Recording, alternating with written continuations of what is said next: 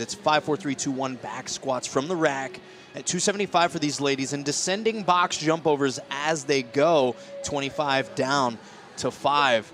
We know that it's going to beat up their posterior, and we know that it's certainly going to be a test with not just what they can do right now, but how they've recovered from yesterday's Event 1 run. Has your opinion about what it takes to be successful in this event changed at all after watching 3 heats? Absolutely not. Loaded confidence is still the #1 point where athletes really have to focus on their ability to be sure of the work they're capable of when it's necessary. That's going to allow them to cycle the squats faster and transition faster from the box to the bar, as well as go fast and take chances and understand inherently to have success or to finish this workout, you're going to have to move at a fast clip.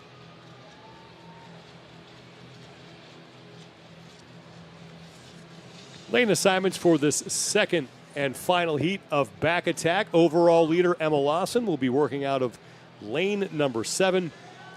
Danielle Brandon, who currently sits in second place overall and already has an event win in this competition, will be in lane number 5. 10 seconds.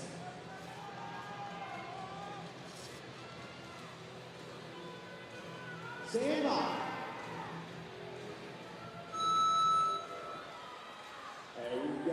Amanda Barnhart is down in lane number 10, and this is a woman who loves to get her hands on any type of heavy barbell. She loves a heavy barbell, and she's also uniquely explosive. I mean, hang power cleans, power lifts, jumping, bounding. I think that she's going to have an opportunity to really excel in this particular test, and I can't wait to watch it play out here as we watch these athletes grind through this thing. Laura Horvath in lane 6 was the first woman onto her set of 25 box jump overs. She is in the long black pants, now middle of your screen.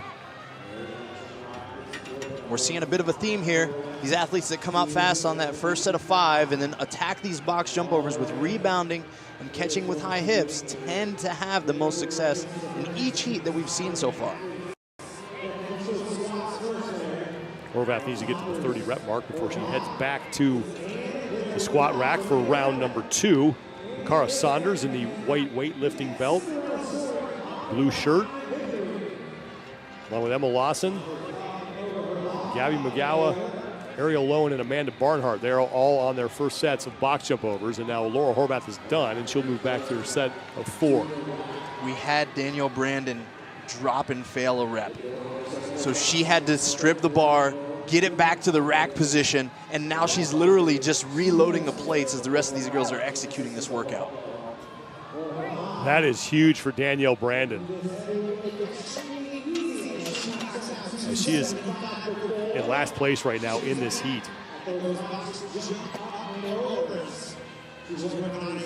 Laura Horvath back to the box jump overs after knocking out her 4 back squats at 275.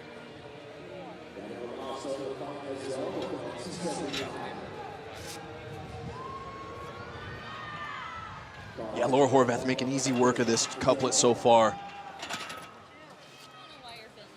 They're making me, I'm sorry.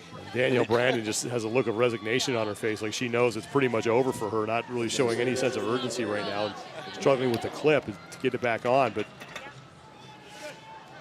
if she can step on the gas here, there's still scores in the first heat that she has a chance to beat. There's no doubt about it. It's just, it's hard to rebound psychologically from something like that. You've been put on pause. You had to regroup and get your weights back on while you watch the rest of these girls just execute. But we knew, Kiki told us from the beginning, hey, this is a standard that all the athletes have to hold. If the bar goes down, you've got to get it back up there yourself. Laura Horvath continues to lead here. Cara Saunders is towards the front as well.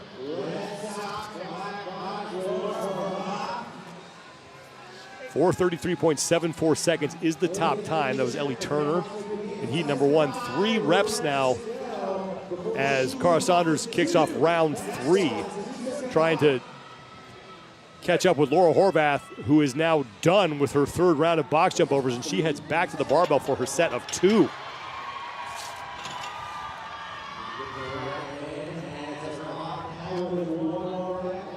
No problem for Laura Horvath.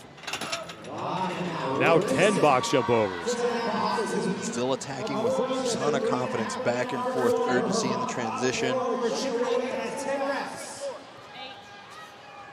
Laura Horvath has no one even close to her right now. Cara Saunders is in second. Gabriella McGowan in the black on the right side of the screen is in the top 5 in this heat right now. So final rep for Laura Horvath. Now 5 final box jump overs. Horvath has got a chance here to beat Ellie Turner and pick up an event win. Looks like she's going to do it convincing. Horvath is done. Laura Horvath will win the back attack.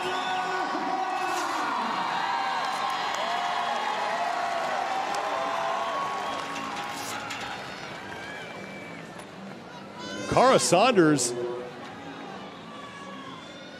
is now finishing up her round of 10 box jump overs. She's right in the middle of your screen in that white weight belt. Ellie Turner's time will be good enough for a second place finish in 95 total points.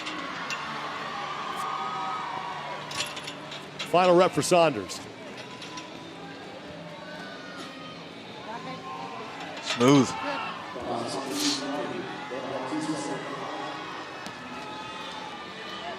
Now here's where I like to see urgency from all the athletes, understanding it's not just, again, who's to your left and to your right, but you're racing all those times from the previous heat. Go, go, go. Cara Saunders is in. That might put her in the top 5 in this event.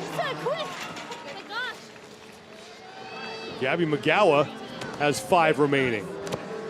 Gabby McGowan over here in lane number 8 with just 1 more to go. McGowan is in. 3.5 minutes to go before we hit the time cap. 5:29.68 seconds from McGowan.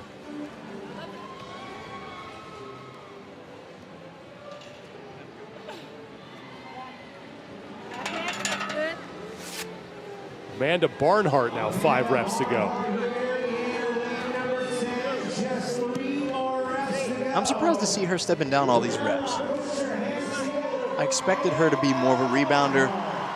Total assumption from myself. I thought for sure she'd be in the thick of it, cycling those box jumps with some of those leaders in this event.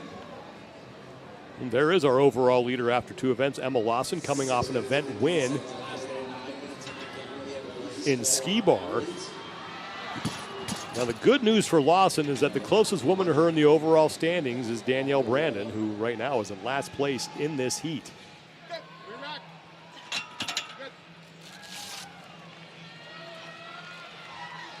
Again, as we watched her even execute those back squats, you have to do what you can when you can. There's a lot of things that young athletes aren't going to be able to control, whether an event is great for them or if it's not the best for them.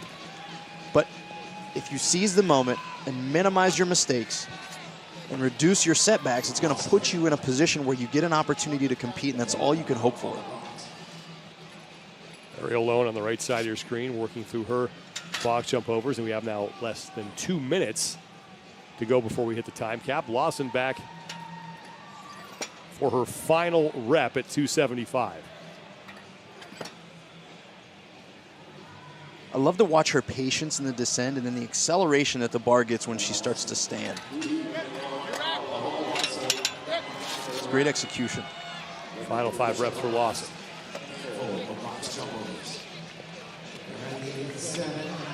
Ariel Lone is getting set for her final rep at 275, as well as Emma Lawson to make her way across the finish line.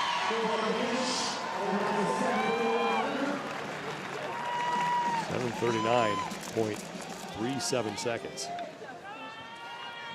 And Lowen is through.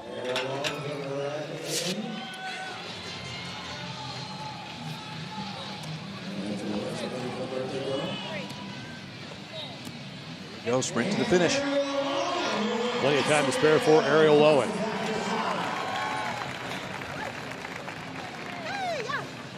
These Jacqueline Dahlstrom, Emma McQuaid, Alexis Raptis, and Danielle Brandon still on the floor. Raptis in the black top going through her set of 10 box jump overs. Here comes Dahlstrom in the blue pants. Final 5 reps for her. Dahlstrom looking like she's going to get inside that time cap. She is done.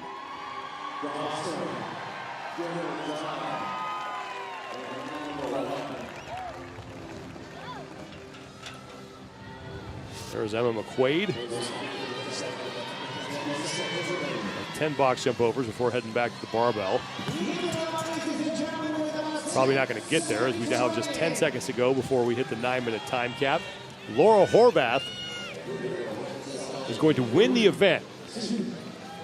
4:09.77 seconds. Horvath coming in 12th place overall, looking to punch her way into the top 10 with one event remaining on the day. Ellie Turner, the winner from heat number 1. She'll lock up 95 points with that second place finish. Annika Greer, impressive.